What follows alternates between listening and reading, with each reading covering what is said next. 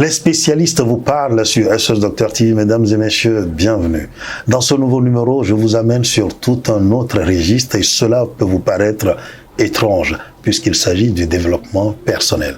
D'aucuns pourront se demander si cela a à voir avec la santé. Eh bien, je réponds oui, et particulièrement la santé mentale et surtout parlant du calme intérieur parce que tout part de là.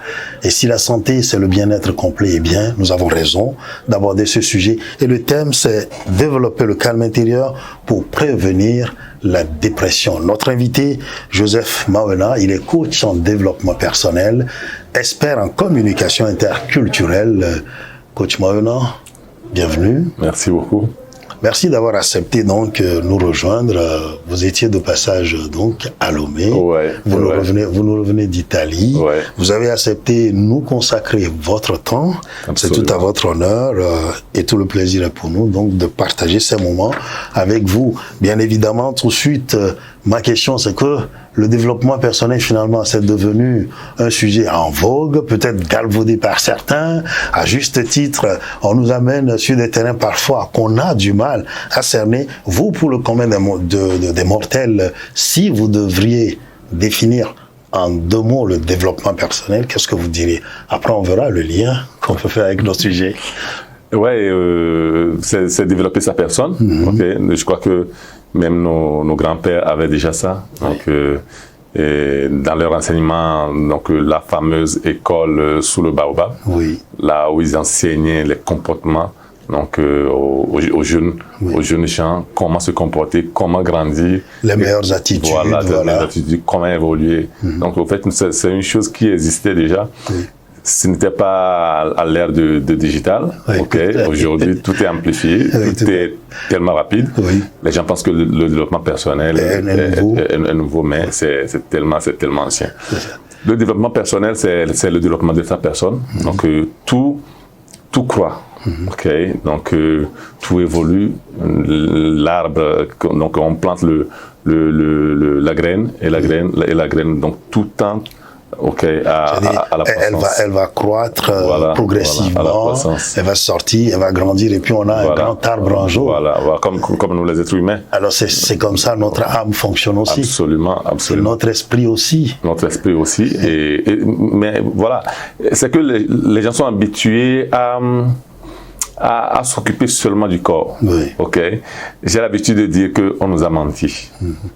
On nous a menti parce que on nous dit que nous sommes des corps humains qui faisons des passages ou bien des expériences spirituelles. Plutôt, nous sommes des êtres spirituels qui faisons des expériences humaines. Voilà. Et donc, on est avant tout des esprits. Avant de nous incarner en corps. Pour pouvoir toucher la matière. Tout à fait. Et donc, l'esprit s'est fait chair et matière. Donc nous sommes des esprits dotés d'une intelligence qui habitons un corps humain. Voilà. L'enveloppe n'est là que pour nous abriter. Absolument. Tout est dit, on va évoluer tout à l'heure. Je vais voir le lien qu'on peut faire avec notre fameux sujet sur la santé mentale. J'ai évoqué la dépression, la santé mentale sur SOS Docteur TV et notamment dans les spécialistes. L'exclusivité pour ce mois d'octobre et à côté de ça, le cancer du sein, c'est ce que nous avons choisi de faire au cours de ce mois dans cette émission. On va y revenir. Et Joseph Mawena, c'est vrai que le sujet reste passionnant quand je vous écoute commencer comme ça.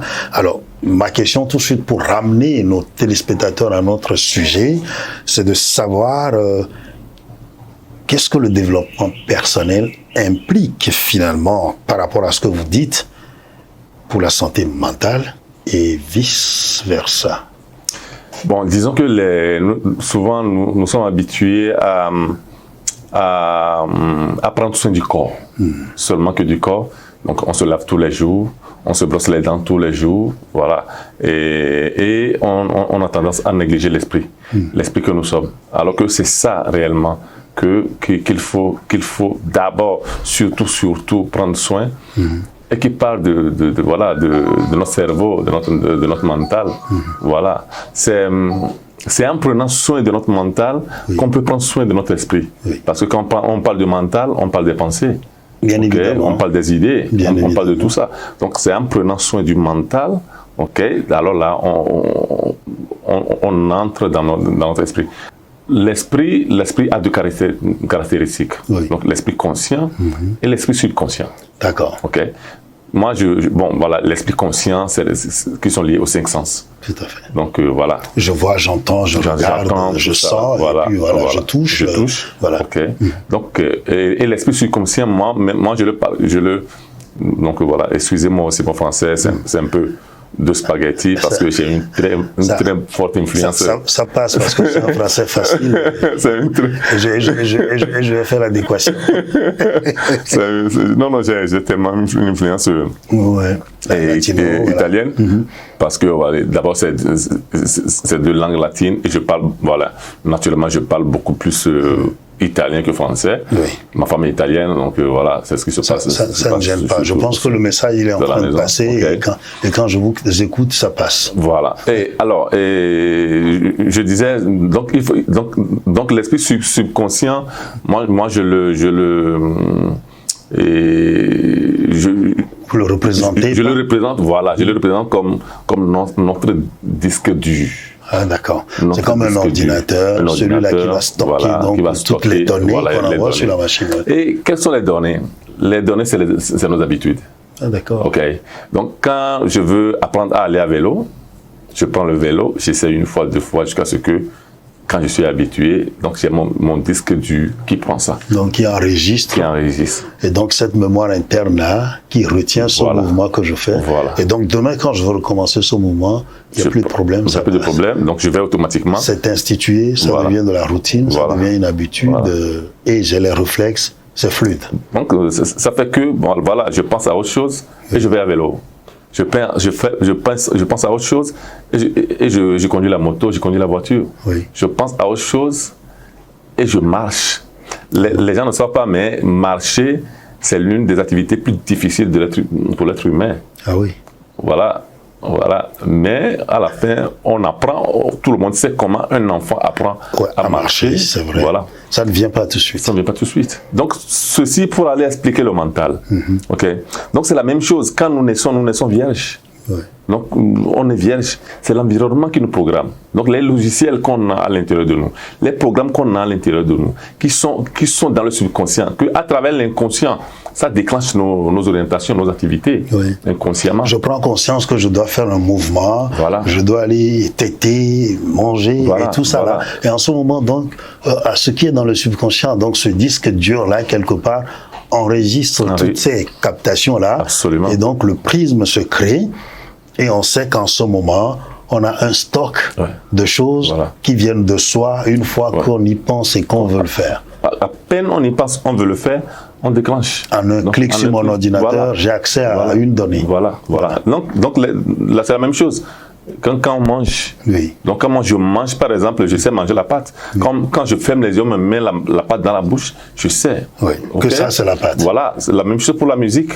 Quand j'écoute la musique, même si je ne vois pas le truc là, il y a une musique, il y a une chanson qui est à l'intérieur de moi. Quand j'écoute la chanson, donc je répète la chanson. Donc la même chose pour les odeurs, c'est la même chose pour le toucher. Donc quand je tiens la chose, je sais que ça c'est du bois, ça c'est un tissu. Voilà, tout ça là c'est emmagasiné. Donc la même chose aussi pour les émotions. Et c'est les émotions qui nous tend beaucoup de pièges. Et qui nous ramène donc à notre fameux sujet sur la santé mentale. On va voir tout à l'heure. Je voudrais qu'on revienne à un élément fondamental que vous avez souligné dans vos propos.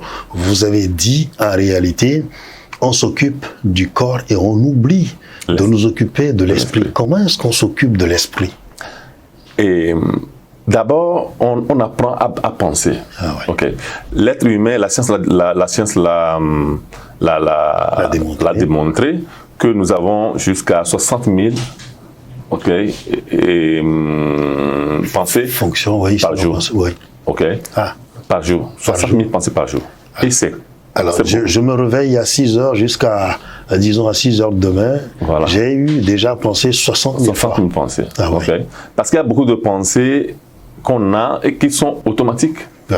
okay, qui sont liés au fameux disque dur. Les habitudes qu'on a emmagasinées ou qu'on n'enregistre plus, on n'y pense plus parce que c'est déjà stocké et il y a ces nouvelles pensées qui s'ajoutent auxquelles on fait plus attention, mais en réalité tout ça c'est comptabilisé, y compris les habitudes et les nouvelles pensées. La manière de penser, surtout la manière de penser. Donc, quand moi je grandis dans un environnement et que j'ai grandi dans un environnement des gens qui sont aigris, qui sont tristes, qui parlent mal des autres, donc tout ça là...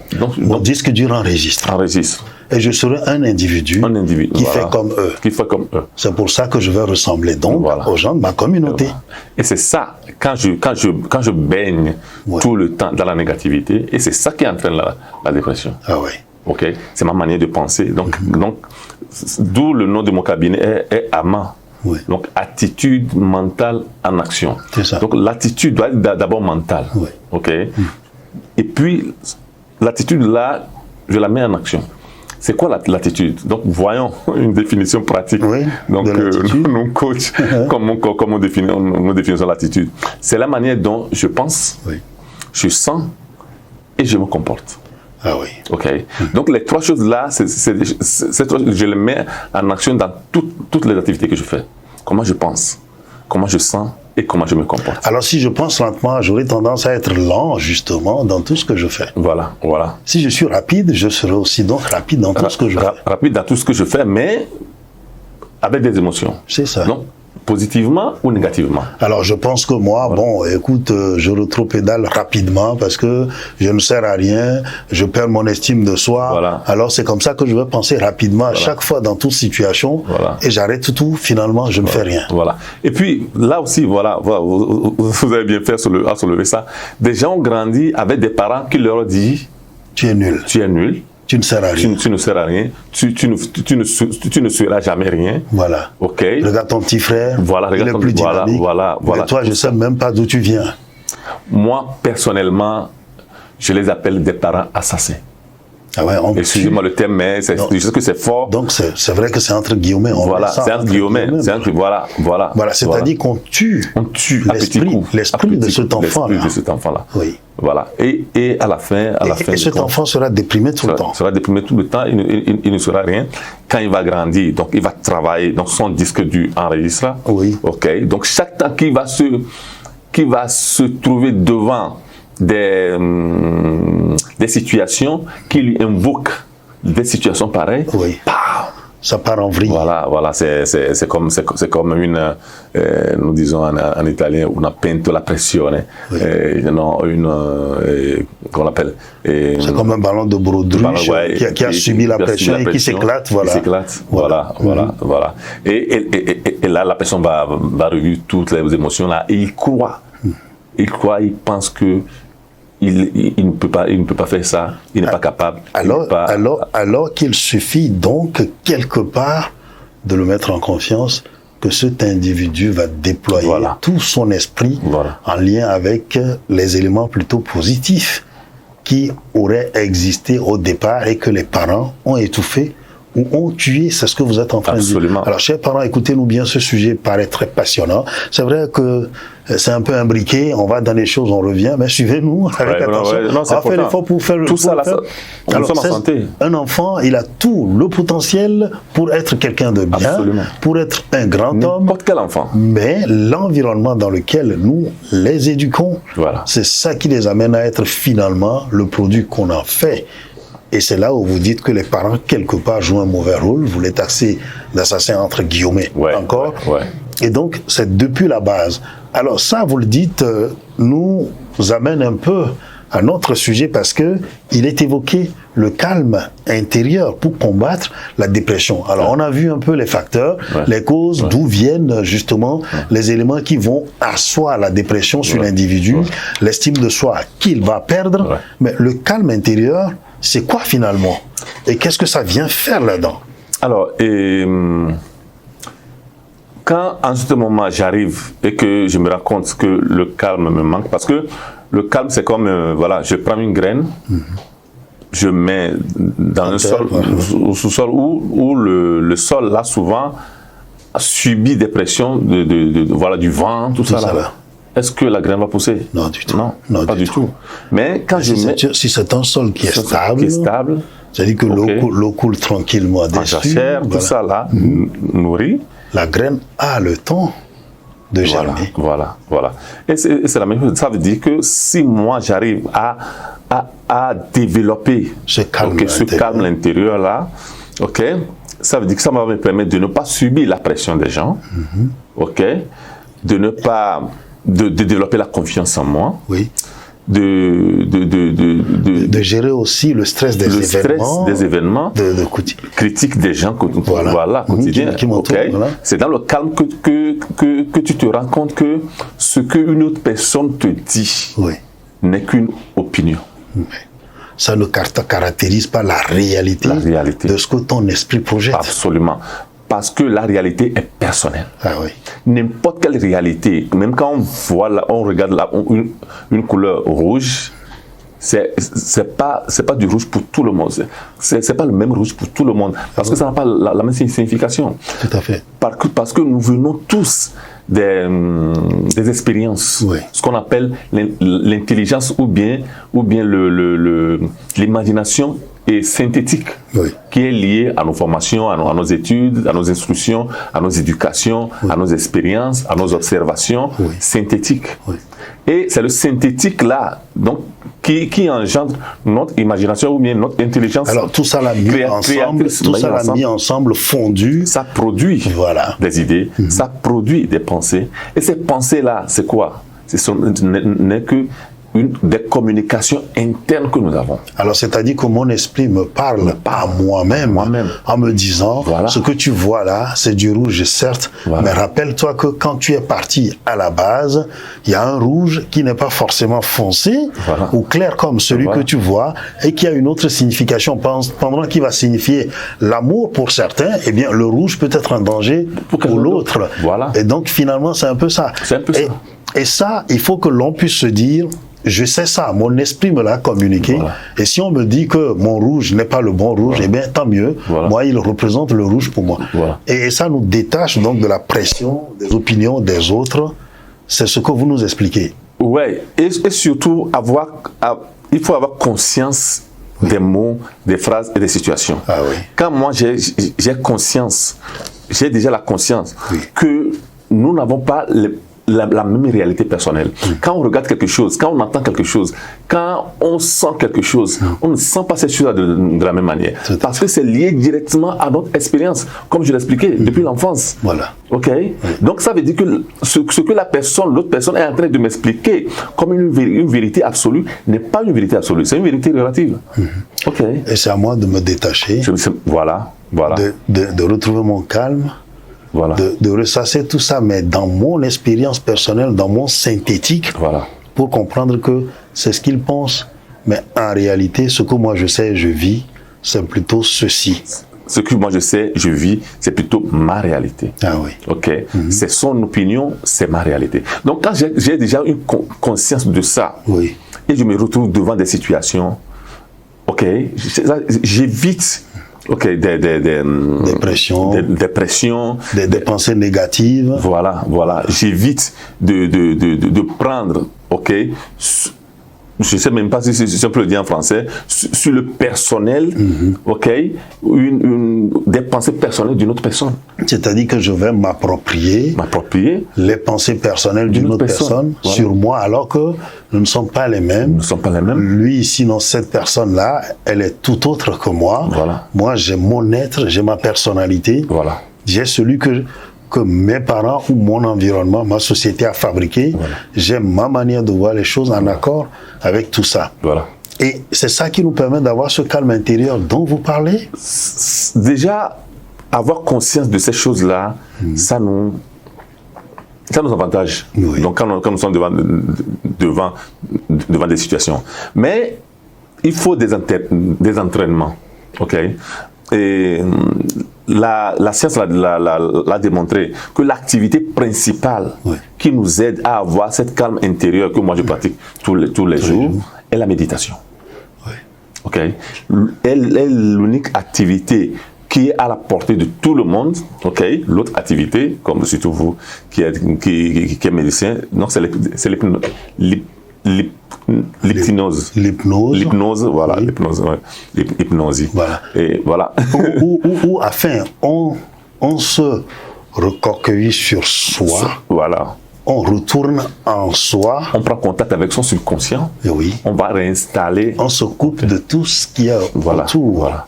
Alors souvent, quand on parle de méditation, tout de suite, ça va à la spiritualité, à la religion. Ouais. Et donc, on pense que c'est quelque chose qui est consacré, c'est quelque chose qui est réservé aux initiés. Ouais. Donc, vous dites-vous clairement que je peux m'hypnoser moi-même pour méditer et retrouver ce calme intérieur qui va me permettre d'éviter la dépression. Alors, je retourne là-bas. C'était cette activité que nos grands-pères, nos aïeux faisaient déjà. Tout à fait. Et dans notre langue, on le dit aïe de commun. Oui. Ok, il y a l'activité là. Et quand on parle de méditation... Cette introspection, retourner en soi. Voilà, à un certain moment, il n'y a pas de mauvaise méditation. Ok. Et quand on arrive à faire l'activité de calmer l'esprit, on soupire un grand coup. Un grand coup, on calme l'esprit jusqu'à ce qu'on se calme. Ouais. Ok, on ferme les yeux. Ok, on se projette à l'intérieur de soi. Et on va commencer à se poser des questions, à s'observer de l'intérieur. À s'observer de l'intérieur, même sans même parler, à sentir le cœur. Donc on peut sentir le cœur qui bat. Oui. Ok, parce que le cœur, moi je dis que le cœur, en développement personnel, nous le disons que le cœur c'est nous. Parce que si je vous dis, sans parler, faites-moi un signe de moi-même. Ouais. Comment vous faites? Comme signe. Je fais ça. Oui, bien sûr, je montre mon cœur. C'est le cœur, je ne fais pas ça. Ah oui, ça c'est vrai. Et même quand on dit c'est moi, c'est le cœur. Le premier signe qui vient, c'est comme ça. Ouais, alors, est-ce qu'on ne nous l'apprend pas? C'est inné apparemment. Ouais, c'est clair qu'il y a beaucoup de choses qui sont cachées. Donc quand on parle de développement personnel. Bon, ça c'est vrai que ça va nous amener dans les méandres du développement personnel. On risque donc de se perdre. Alors, ce calme intérieur que vous décrivez comme ça, où on peut prendre une posture, on soupire. On retourne faire donc ce lien avec ce qui est à l'intérieur de nous. Ça nous permet, à un moment donné, de nous retrouver, de communier avec nous-mêmes, avec l'intérieur. Et à partir de ce moment-là, qu'est-ce qui se passe? Là, on va alors méditer sur les mots. On va méditer sur le mot calme. Oui. Et quand tu te le dis, tu le sens. Tu sens. Parce que c'est très important de sentir. Ce n'est pas de parler. Ok? Tu sens le calme. Même quand le cœur qui bat rapidement, qui fait poum, poum, poum. Alors on sent quand même... On sent le calme. Donc on le dit plus rapide. On le dit beaucoup de fois, ok, sans parler. Bien évidemment, c'est-à-dire que dans son esprit, on dit je suis calme, je suis calme, tout est calme, mais la bouche ne fait aucun mouvement. Et donc on vit en fait le calme à l'intérieur. On vit le calme. Alors ça c'est personnel quand on est peut-être dans sa chambre ou dans son coin, on a fini donc de se détacher de cet événement qui nous a obligés, qui entre-temps nous a fait péter les plombs parce que vous parliez d'un ballon de baudruche qui s'éclate. Donc on revient, on s'arrête et en ce moment-là, quel va être l'effet bénéfique de ce calme-là sur notre être pour nous détacher de la pression qu'on vient de subir? Au fait, si on attend que les gens, moi j'aime beaucoup travailler plus sur la prévention, même dans le conflit. Bien évidemment. Voilà. Si on attend que les autres nous fassent fâcher avant d'aller retrouver notre calme. Ok, donc c'est comme si on attend que les Jeux Olympiques arrivent, on dit à un athlète, donc entraîne-toi 2 secondes, et puis va gagner la médaille d'or. C'est impossible. Ou comme médecin après la mort, quand le malade a trépassé, c'est forcément qu'on s'amène. Là, alors cette semaine, on parle de la prévention du cancer du sein. Bien sûr. Donc on parle de partir en amont.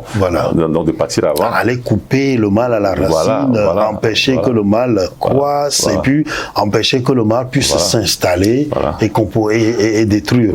Donc vous vous dites que ce calme-là, il faut toujours le cultiver bien avant. Bien avant, on ne doit pas attendre. Pour que ce calme nous prépare donc à éviter, à prévenir la dépression, la pression. Ouais. Parce que là, et ça ne finit jamais. Les gens pensent que, bon, voilà, je peux méditer une fois, 2 fois.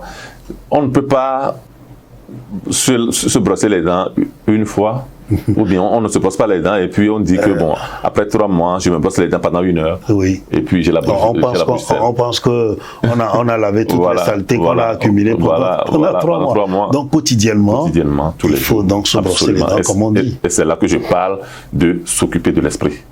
Quand on médite, quand nous sommes en méditation, quand nous nous calmons, quand nous introduisons à l'intérieur, pour prendre contact de notre esprit, avec notre intérieur, là on s'occupe vraiment de notre esprit. Et ça doit être quotidien. C'était une activité quotidienne. Tout comme on sait que je vais me lever le matin, je vais brosser les dents, après je me mets un truc sous la dent, et puis de 2 je m'habille, enfin je prends une douche, je m'habille, je dois partir au service, je dois faire ci, je dois faire ça. On doit se dire aussi qu'après, peut-être même au réveil déjà, la première des choses à faire, c'est de cultiver ce calme-là, c'est de se retrouver soi-même avant de se projeter sur, c'est-à-dire sa journée, les minutes qui vont suivre, se dire, j'ai pu quand même me préparer à dompter les événements de la vie. Alors, ma question, c'est que aujourd'hui, je cultive mon calme intérieur. Mais quels sont les facteurs? Qu'est-ce qui peut venir à un moment donné, même si je le fais tous les jours, qu'est-ce qui peut venir perturber ce calme intérieur que moi j'ai cultivé? Alors, c'est clair que, d'abord, là, on parle des émotions. Quand on dit quelque chose qui vient perturber, ça veut dire que c'est des choses qui viennent émotionnellement. Voilà, ce qu'on a ressenti par rapport à un événement et tout ça. Voilà. Et quand on parle de l'équilibre émotionnel, l'équilibre émotionnel, on parle de l'état agréable et l'état désagréable. Donc l'état désagréable qui est lié aux choses négatives, à l'envie, à la tristesse, à tout ça là. Aux insultes. Aux accros avec les gens. Voilà, l'esprit de vengeance. C'est-à-dire l'incompréhension. Le manque de pardon. C'est ça. On est aigri. On est aigri contre quelqu'un. Bon, voilà, on envie les autres. Tout ça là. Donc, ça fait l'état désagréable. Quand on parle de l'état agréable, donc, on parle du pardon, on parle de l'amour, on parle de la gentillesse, de la gratitude, de la reconnaissance, tout ça là. Et si faisons un jeu de chiffres, si on disait que 5 est l'équilibre émotionnel, donc, il faut que je travaille pour que j'ai au moins 3 agréables et 2 désagréables. C'est-à-dire que j'ai la moyenne. J'ai plus que la moyenne, ça veut dire que je serai beaucoup plus dans l'état agréable. Quand le défi même, c'est d'arriver à 4 à 1. Parce que tu ne peux pas avoir 5-0. Parce que il y a la perte d'une personne chère, il y a des situations qui arrivent, que quand même tu sens le coup. C'est-à-dire que même si le chiffre il est 5, on sait qu'il y a une marge quand même critique, et auquel on ne peut jamais, à laquelle on ne peut jamais échapper. Absolument. Moi, l'année dernière, j'étais en train de travailler. Donc ma mère m'a appelé mercredi pour me dire que pour me souhaiter mon joyeux anniversaire. J'ai dit mais maman attends donc c'est dans 2 jours, je t'appelle, on parle. En ce moment, je suis en train de travailler. Je l'ai presque liquidé. Le lendemain, elle a fait l'AVC. Le samedi, le jour de mon anniversaire, elle n'est plus. Mes condoléances. Et paix à son âme. Voilà, et ça s'est passé. Moi, la mienne est partie le 1er septembre de l'année dernière. Voilà. Donc, parce qu'il y a eu un moment où on a perdu tous les deux là. Voilà, 2 orphelins qui se retrouvent. Et ça aussi a pu peut-être expliquer après, disons, toute la période qui a suivi cet événement-là. Il a pu avoir un moment où peut-être ce calme-là n'était plus là, mais du moins s'il était perturbé. Quand la nouvelle était arrivée, et j'étais à un anniversaire de mariage d'un ami, donc qui était aussi mon jour d'anniversaire, qui faisait 15 ans de mariage. Et quand on m'a appelé, donc j'étais dehors, donc je suis resté dehors quand même pendant 5 minutes pour retourner à moi, tout ça là. C'est-à-dire que soupirer en grand coup, voilà, pour bien gérer l'information. Voilà. Ok, pour retrouver ma conscience. Ah, oui. Donc, quand je suis retourné, donc il y a ma femme qui me ok, donc voilà. Et parce que c'était aussi l'anniversaire je ne peux même pas dire ce que je disais à ma femme.